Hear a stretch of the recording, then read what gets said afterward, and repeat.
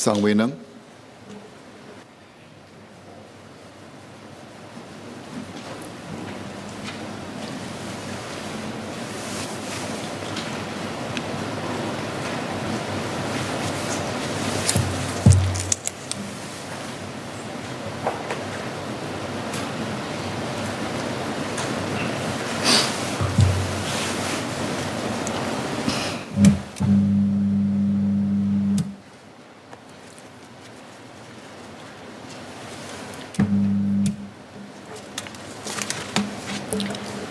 Mr. Speaker, sir, may I have your permission to take oral questions 4 and 5 of today's order paper, questions by Mr. Ang Wei Nang and Ms. Jessica Tan, and written question 9 of today's order paper by Mr. Satyandi Supat, as well as to take oral questions 82 and 83 of yesterday's order paper by Mr. Sean Huang and Mr. Derek Goh. Okay. Thank you, Mr. Speaker. Thereafter, Second Minister for Finance, Ms. Indrani Raja, will address questions 6 and 7, as well as written question 20 of today's order paper. Mr. Speaker, can I request that we deliver out replies which pertain to inflation and the government's measure to mitigate its impact, and for us to take supplementary questions together, please? Yes, please. Thank you, Mr. Speaker. I will provide an overview of the drivers of inflation, the outlook ahead, as well as how inflation is being managed. The Second Minister for Finance will then address the questions relating to the government's fiscal and household support measures. Mr. Speaker, sir, today several global factors are at work behind the rise of inflation. Firstly, the world economic recovery has raised the demand for energy and pushed up the global energy prices even as supply remains tight. Second, the global food commodity inflation is climbing as global demand grows amid the supply constraints that's caused by climate change, weather-related disruptions, and labor shortages in key food-producing countries. Third, supply bottlenecks in key global industries and transport hubs have exacerbated cost pressures, including the higher logistic costs. Hence, many countries are grappling with inflation. For instance, inflation in the US climbed to 6.8% on a year-on-year basis in November last year, its highest in 39 years. In the Eurozone, inflation in November 2021 was 4.9%, the highest in 25 years. In Asia, South Korea's inflation hit a decade high of 3.8% in November. As a small and open economy that imports most of our items, we are subject to these global economic forces as well. The rise in domestic inflation comes largely on the back of external inflation. Items like petrol, electricity and gas, as well as food prices and imported products are affected by the global drivers I've just described. In the third quarter of 2021, Singapore's CPI all items inflation averaged 2.5% on a year-on-year basis and rose to 3.8% in November 2021. Besides global forces contributing to this northward trend, there are domestic factors at play too. For instance, accommodation and private transport costs. Car prices have been rising at a faster rate due to bigger reductions in the Certificate of Entitlement, COE quotas, and the continuing strong demand for cars. Due to construction delays brought on by COVID-19, the need for rental housing has edged up. However, as accommodation costs comprise mainly of imputed rentals on owner-occupied accommodation, and most Singaporeans live in owner-occupied homes and use public transport, these two factors are not likely to apply to all Singaporeans. Hence, a more useful gauge of inflation, which excludes these two items, is the MAS core inflation rate, which is so far lower than the headline inflation.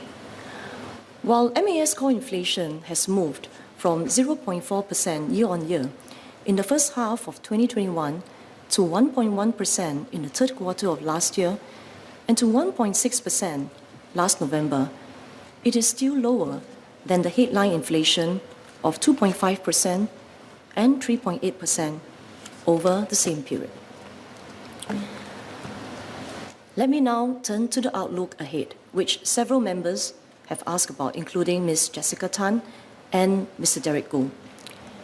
In the near term, Singapore is likely to continue to face external cost pressures. This is due to the global energy prices remaining elevated and bottlenecks in global transportation, as well as the supply-demand mismatches in various commodity and goods markets, which are likely to persist for a while. However, MTI and MAS expect these rises to be temporary and pressures to ease gradually over the course of the year. In particular, global oil prices should ease as production increases to catch up with demand. On our domestic labour front, wage growth is likely to continue to improve as the demand for labour strengthens on the back of a continued pickup in economic activity. The government's rollout of progressive wage policies, such as the expansion of the progressive wage model to the retail sector, would also support wages for lower-wage Singaporeans. At the same time, as the COVID-19 situation stabilizes, consumer demand should improve.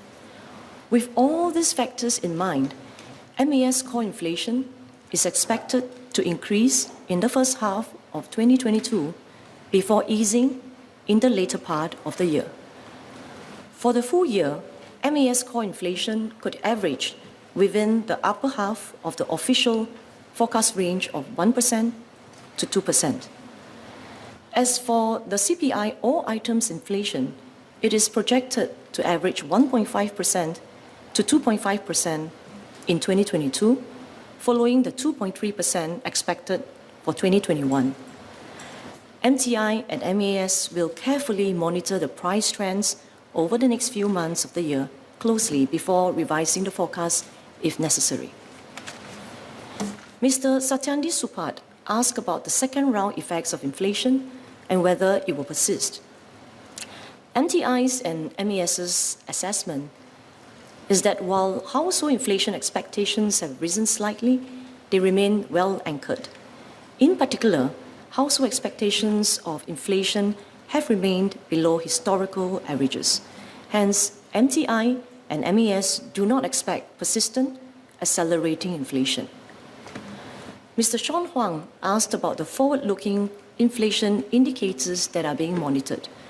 Both MTI and MAS monitor a range of upstream cost indicators to form a forward-looking view of inflationary pressures in the economy. We closely follow external indicators like the global commodity prices reflected by the Brent crude oil benchmark, as well as international food commodity price indices and import prices. Domestic indicators consist of business cost measures such as resident wages and commercial rentals. Mr. Speaker, the government understands and shares the concerns of fellow Singaporeans and businesses and households about the price increases and empathizes with the cost pressures felt. While the small and open nature of our economy constrains how much we can shield Singaporeans from inflationary pressures, the government will spare no effort to lessen its impact. We have put in place a multi-pronged strategy to mitigate inflationary pressures.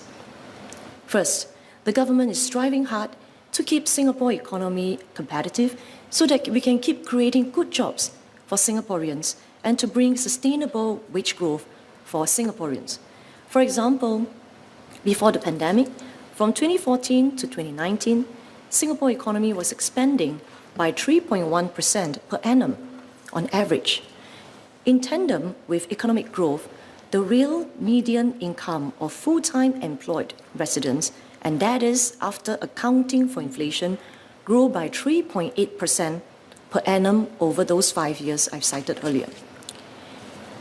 Even though the pandemic led to the economy contracting by 5.4% in year 2020, it rebounded by 7.2% last year. The strong recovery has helped to ensure that resident workers enjoy real wage growth in year 2021 after accounting for inflation. Specifically, we note that in year 2021, the real median income growth of full-time employed residents was positive at 1.1%. For lower income residents at the bottom 20 percentile, real income rose by a larger 4.6% last year. Mr. Low Yen Ling asked about the potential impact of inflation on Singapore's economic growth this year. MTI's assessment is that Singapore's economic recovery remains on track, with the GDP expected to grow by 3% to 5% this year. This should continue to support recovery in the labour market in the year ahead. Second, given the imported and domestic cost pressures, MAS tightened the monetary policy in October last year by shifting the trade-weighted Singapore dollar towards an appreciating path. Since then, Singapore dollar has strengthened, which helped reduce the Singapore dollar cost of imports and shield Singaporeans from some of the external cost pressures. For instance, Singapore dollar has appreciated significantly against the currencies of the country's major food sources over the longer term, and this has moderated the pass-through effects of external inflationary pressure. Third, the government carefully manages domestic supply-side constraints, such as the supply of industrial and commercial space, to help rein in business rental costs that may translate to higher consumer prices.